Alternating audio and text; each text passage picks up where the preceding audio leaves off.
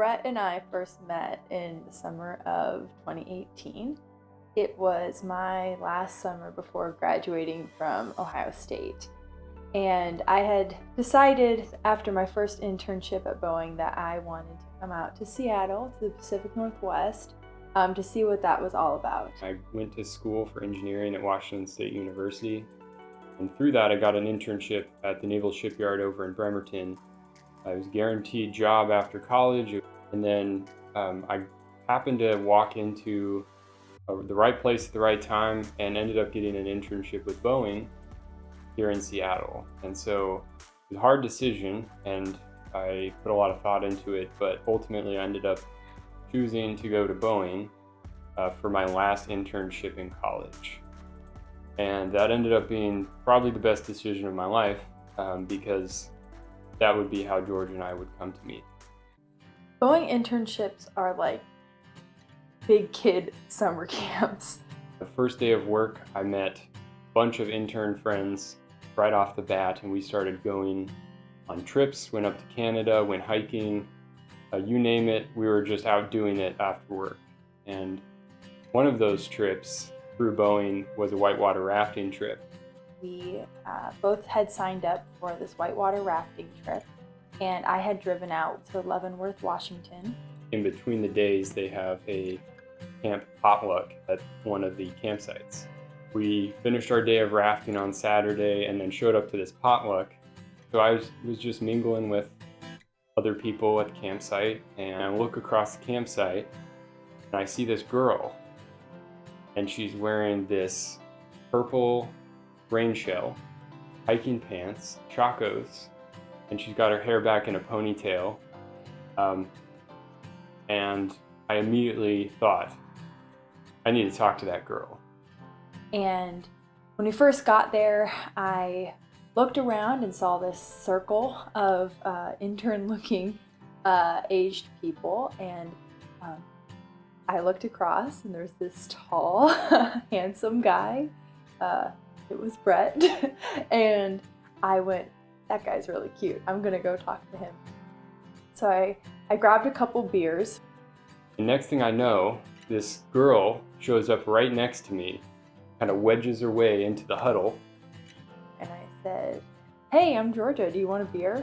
I don't drink beer, but here's this cute girl, and I was not gonna say no to a beer from her. And kind of kicked it off from there. I remember one of the first things she said was, she was talking about how it was her second year as an intern at Boeing, whereas most of us were first year interns. So she's kind of flexing her muscles. And then she started talking about working for United as an intern. And she talked about her world travels, flying red eyes and standby. And the whole time, all I'm thinking is, damn, this girl is out of my league. Like, I have no chance whatsoever. We were both throwing out all of the bragging rights, trying to impress each other. I remember he started off by telling me that he was from Reno, and he had done work at the Naval Academy, and he was an Eagle Scout, and he just went on and on and on about how much of an outdoorsman he was. And in the back of my head, I was like, wow, he's pretty cool. I better bring out all the stops. So in return, I bragged right back. And eventually it was time to go to bed, and so I gave her my business card. He gave me his business card. But about a week passed, and got a text from Georgia. I invited Georgia over to our bachelor watch parties that we had with a bunch of other interns. And so Georgia used to work in Renton at the Boeing factory there, and so she would drive up earlier in the day to miss traffic, sit at a coffee shop for several hours, unbeknownst to me, and wait for the time to come when we would have bachelor at like 7 p.m. We would hang out and have food, this big group of girls, and then Brett, and still trying to, feel out what the vibes were, or if he was available or interested. But, week after week, we'd start at different ends of the couch and then sit closer and closer to each other. And I remember he rode his motorcycle to these bachelor nights, and I think I was a little taken back, like, man, who is this guy with this motorcycle? Seems like he can do everything. And then also watches The Bachelor. After we had spent some time getting to know each other, Brett asked if I would want to go backpacking sometime. And I actually think she had plans, but she quickly canceled them. Now, I had done lots of hiking and camping, but nothing like what Brett had done. We chose Spade Lake. Well, I chose Spade Lake. From the trip reports, said that it was a 10-mile backpacking trip, 10 mile out, 10 mile back. So 20 miles total. I remember he showed up to my apartment. I went and had rented all this backpacking gear because I didn't bring it out to Seattle from Ohio. And I remember telling my parents that a big group of us were going backpacking that weekend. Definitely pulled a fib there. Sorry, Mom and Dad. We got out there late on Friday night, so we ended up camping at the trailhead and then leaving the next day. For the whole time, we did not stop talking. I think I told Brett just about everything about me. We were so just like enamored with each other that we didn't even like think to look at our GPS and see like how many miles we'd traveled. I remember we just didn't stop talking the whole time. We eventually got up to the lake, and that whole thing ended up being 20 miles each way, so 40 miles total. And before going to bed, we started doing some math. Some horrible math. Failed math miserably. We started saying things like, 20 miles, we can do that in 4 hours. We can wake up and be off the trail at noon.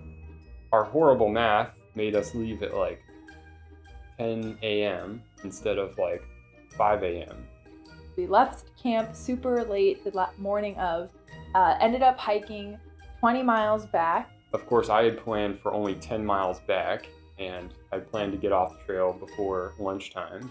We had only packed food for 10 miles. And so we only brought enough food for a light breakfast and then off the trail and lunch. And that meant that we ended the hike with a very delirious and hangry Brett. We ran out of food. But in that moment, he's trying to continue to impress me while he literally does not have enough calories to function. But we still had like 5 miles to go. I had resulted to playing the this or that game, and I had said, okay, do you like pancakes or waffles better? I was so delirious at that point and trying to like just keep my feet moving. Do you like Skittles or Starburst? Brett, do you like Skittles or Starburst better? And I don't know, Georgia. I don't know. Just I can't answer the question. I just need to focus. there was a moment where I was like, I'm gonna have to carry this guy off this trail.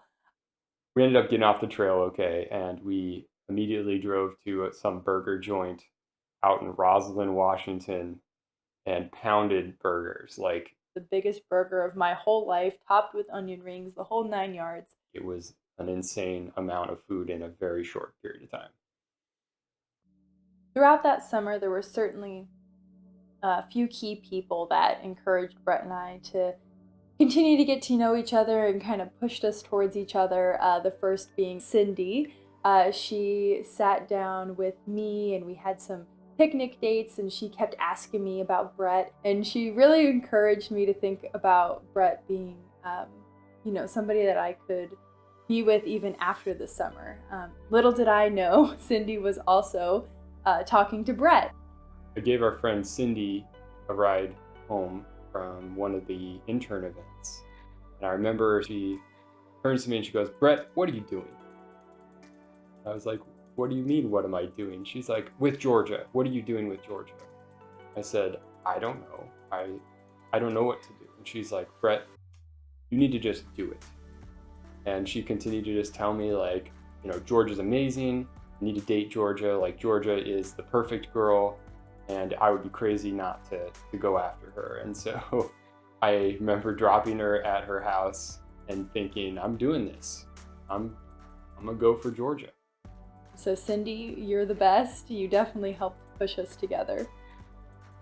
So after Spade Lake, George and I just started to spend a lot of time together. We would go on hikes, we'd go to events like Seafair. One of our key memories, key trips, was going out onto the Sound to go crabbing and wakeboarding. Being from Ohio, I had done neither of those things before now, but I didn't want to let Brett know that. So we went over to his friend Mike's house, and we went out on their boat, and we had a great time. And while the crab pots are out soaking, we started wakeboarding. I went first, did my thing, and then Georgia decided she was going to give it a shot. I definitely wouldn't call what I did wakeboarding. It was more like getting waterboarded. So she tried to get up a few times and kept on just kind of getting up but then falling. I tried and I tried to get up on it. She was trying. I was trying to be cool, but I couldn't.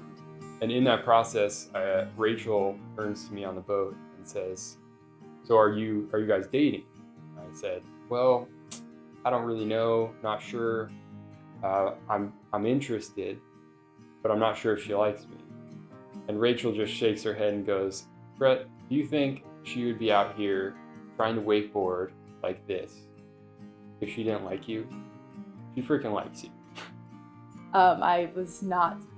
It was just not the activity for me. So I held the camera and pulled up the crab pots and everything, and it was all in all a good day on the water. And then we got back to their house and we started cleaning crab, which again, I'd never done. It was pretty disgusting. Again, trying to be cool, this cool girl that's down for anything. And as we were preparing dinner, I remember Mike's girlfriend Rachel and I chatting in the kitchen, and another person encouraging us. Rachel kept telling me how much of a vibe we were having together and how she really saw Brett and I connecting.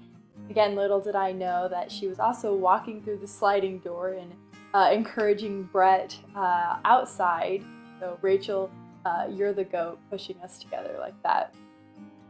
That same weekend, we took a trip up to Port Townsend from Bremerton, and George and I were out riding bikes on this path.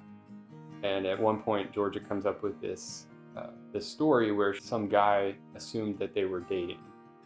I foolishly was telling Brett about how one of my biggest pet peeves is when you're friends with guys, they assume that you like them. So here I am riding this bike with Georgia, and I haven't clarified whether we're on a date. It was definitely the wrong story to say, because I definitely did like Brett, but I'm sure he was shaking in his boots. So I kind of sink into my shirt and I'm like, crap, I gotta clear this up because I don't want to be that guy. We were still kind of unsure where we were. We knew we both liked each other, but weren't quite sure what the vibe was. We got our bikes back, went into downtown, and we grabbed some drinks, some mimosas by the waterfront. And I remember we got our first mimosa down, and I was like, okay, I'm gonna do it. And the waitress comes by and she goes, "Would you want another one?" And I was like, yes. Got the second mimosa down, and that's finally when I asked the question, is this a date? And George's response was, I don't know. Do you want it to be? And he said, yes. And she said, well, great. Then it is. Me playing the hardball there a little bit. So as we started to get to the end of our internship, George and I had this looming decision to be made of what we were going to do after our internship. We had what I started calling our awe conversations. Awe, as in I'm yelling, I'm screaming inside, because neither of us really wanted to make that decision. I was at school at Ohio State, and I had one more semester, and Brett was at Washington State and had an entire year left. So we had about 3 of these talks, and each time it was just, we laid out the situation. If this, if that, if we do long distance, if we don't. Finally, Georgia turns to me and goes, you know what, screw it, let's try it, see what happens. And that was it. That's probably one of the best, more spontaneous decisions I've ever made. So we began our long distance at the end of our summer. And Georgia went back to Ohio State, and I went back to Washington State. And we proceeded to do the long distance relationship, which was not easy, but Georgia made it easy. We definitely put priority on spending time with one another. As soon as we left for the summer, Georgia started booking flights to come out. Like, we talked about her coming to visit, but as soon as I got to college, Georgia had already booked a flight and put it on my calendar, and she was coming. And I was like, dang, this girl is on top of it and really wants to make this work. So for my fall break, I went out to Washington State, and then Brett came to my college graduation. And then in the spring, we went to Hawaii for his spring break, and then I went back out there for his college graduation. And the whole time when we couldn't be together, we used this app called Happy Couple, which no longer exists, unfortunately. And it would give us each like 3 or 4 fill-in-the-blank questions each day. Either answer about ourselves or answer about the other person. It could be anything from like, what kind of food do you prefer, or what kind of music do you like, or some really personal things. And it really was a great connection. Although we were physically apart, I think we grew closer in that time that we were long distance, and really started to learn about kind of the depths of the other person through those questions. We built that solid foundation of knowing each other before we ever really got a lot of time to spend time together and be in the same room, which was, I think, a huge reason why we have such a strong relationship today. I don't know that there was a single moment where I knew Brett was the one. Oh, I'm gonna cry. Brett Brett has this way of making me just feel like I am the absolute best thing in the whole world. And I started getting that feeling, in the first few times that we were hanging out. He would, just the way he looked at me, I felt so much love, and I felt like he just wanted to get to know me and everything about me, just as I was. He, when we were apart, would celebrate me constantly and was always my biggest cheerleader, and that was something I'd never had before. He truly prioritized me and us, and put me first. I think it sounds kind of weird, but the time I knew Georgia was the one, I was in my dorm and I was really stressed out. I think I had a bunch of projects or tests or something. And, I'd been talking to Georgia and texting her and telling her what was going on. And I get a call from Jimmy John's, and they said, "Hey, we're here with your delivery," which I was like, I didn't order Jimmy John's. And the guy kind of fumbles and goes, the note says from Georgia.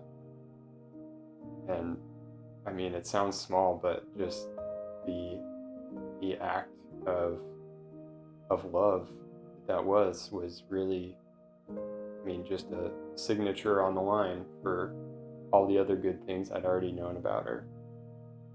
Marriage was always something that Brett and I talked about. Since that 40-mile backpacking trip, very clear that was goals that we both had for ourselves. And after we had moved in together and kind of ironed out a lot of those kinks, we started talking about it more seriously. And George and I had already bought rings together, so she knew we had the ring. That's where I imposed my rules. Not surprising, I had some requirements for my engagement. In my head, it had to be that I was after my 25th birthday. To me, that seemed like I was old enough. And I didn't want it to be in public. It had to be documented. And my nails had to be done. And so I remember after my 25th birthday, we were officially, in the clear. And I had asked Brett, one of my requirements is that my nails are done. Are you going to give me a heads up? And he said, well, no, your nails just better be ready for the next 12 months. So I was talking to my brother on the phone about what we'd been doing, and he asked about when I was going to pop the question. And in that, I said, and we kind of came up with a plan that hiking was probably the most logical thing to do because George and I are always out hiking in beautiful places. And so then I started looking at hikes and where we should go, and that time of year, I knew that there would be rain on the west side of the Cascades, so I was trying to look for something a little more on the east side where it'd be drier. And naturally, I kind of landed on the enchantments because George and I have talked about doing the enchantments for years. And so it would be kind of a natural thing for me to suggest we go do the enchantments. And so from there, I just kind of started watching the weather and suggested it to Georgia. She thought it was a great idea. My brother had actually already planned with Georgia to come into town that weekend. And so it was also helpful because I kind of could hide under the guise that I was planning a weekend with my brother and Georgia was just going to be there. I had actually ruled the weekend out because Brett had decided that his brother, Travis, was going to come and we were going to do this big high adventure hike, the Enchantments. The Enchantments is not just your average, weekend hike. It's over 20 miles with a huge elevation gain, and you have to start hiking kind of in the middle of the night. It takes all day. And Brett and I had never done it before together. And he was nervous about if we were ready for it. It takes a high level of physical activity. And so he said, you know what, no, Travis is coming. We're going to do the Enchantments. So I actually thought I was crashing boys' weekend, brothers' weekend. And I thought there was no way that it's going to be this weekend because it's already too stressful. There's no way he would add a proposal in the mix.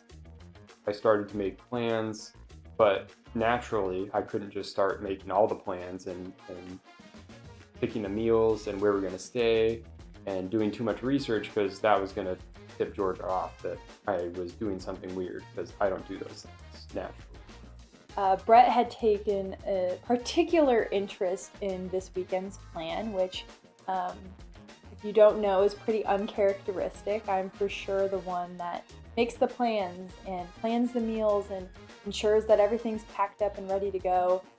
He was sneaky though.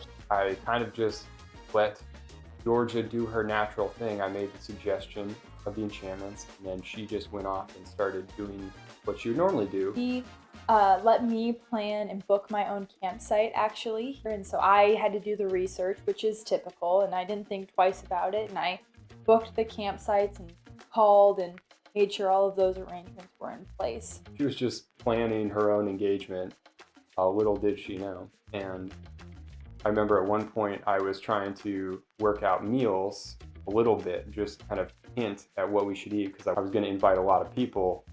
And so I wanted it to be something that could be scalable to a lot of people. And she got mad at me.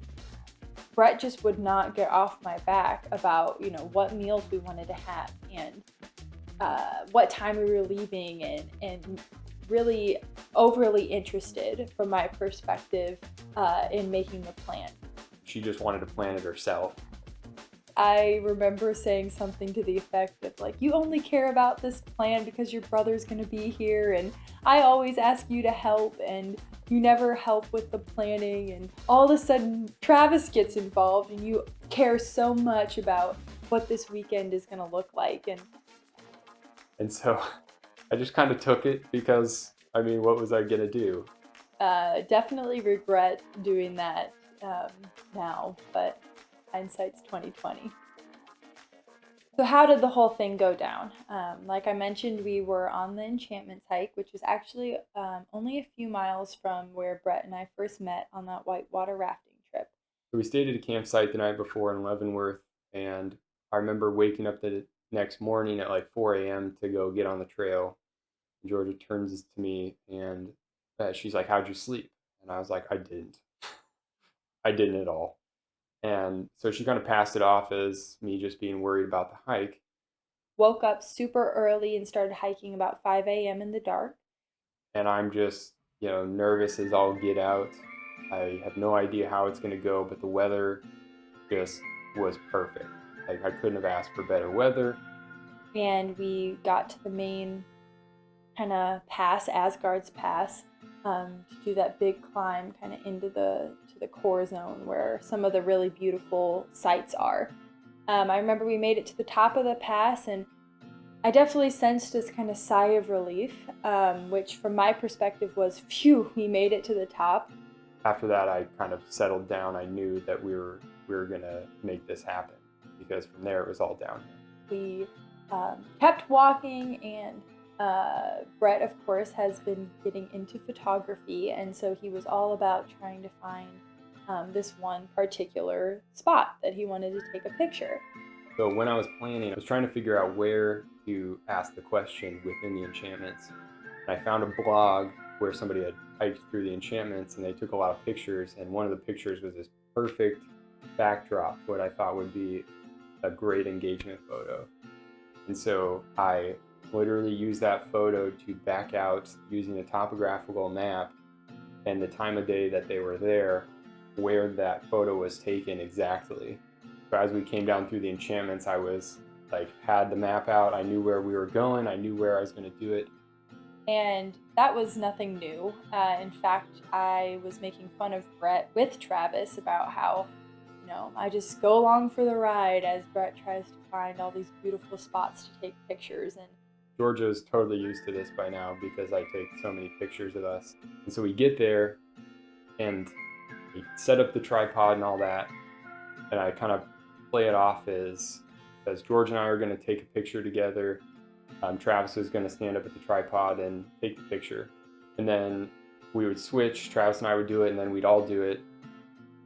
So once Brett had set up the camera, he sent me down to kind of this ledge area and asked me to stand there so he could adjust the settings, which is all normal.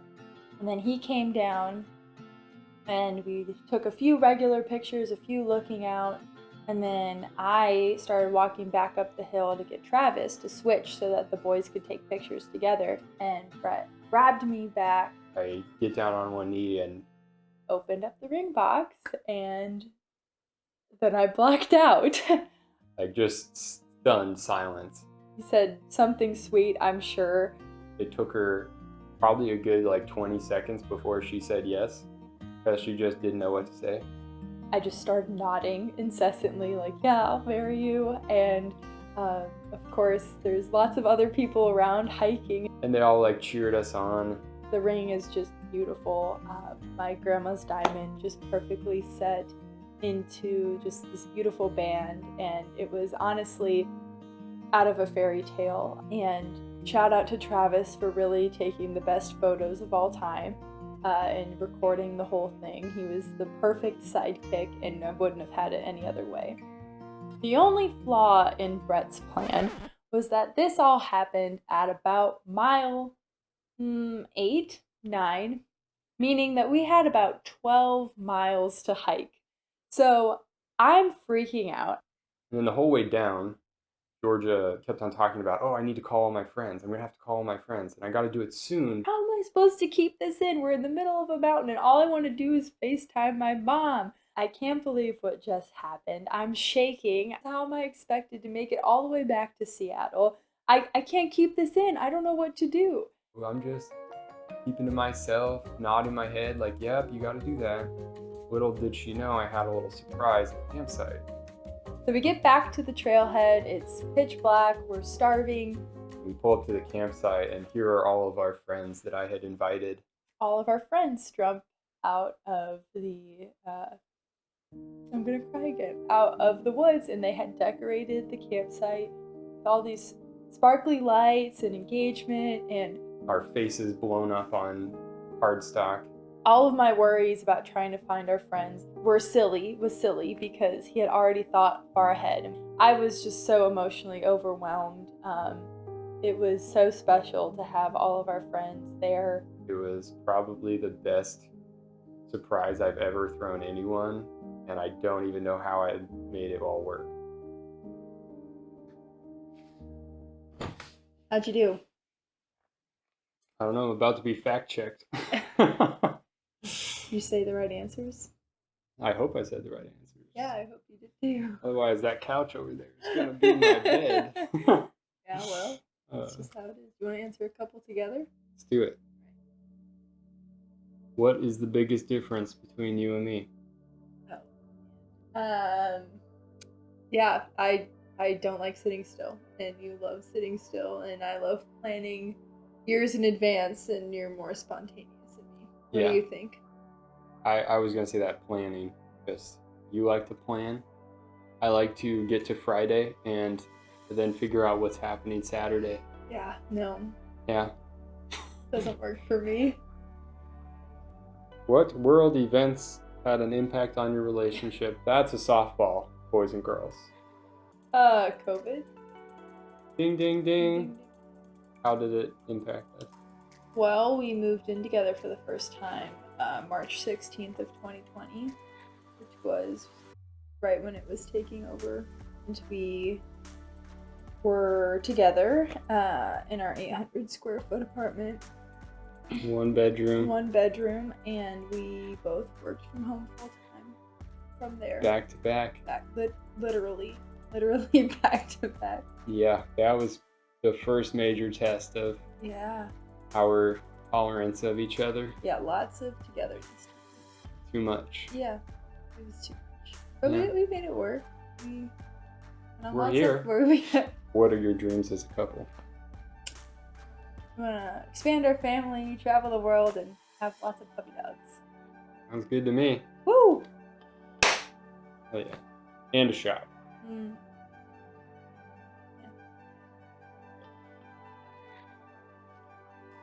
So what do you say? You want to date? Yeah, we can date. Okay. Okay. Love you. Love you.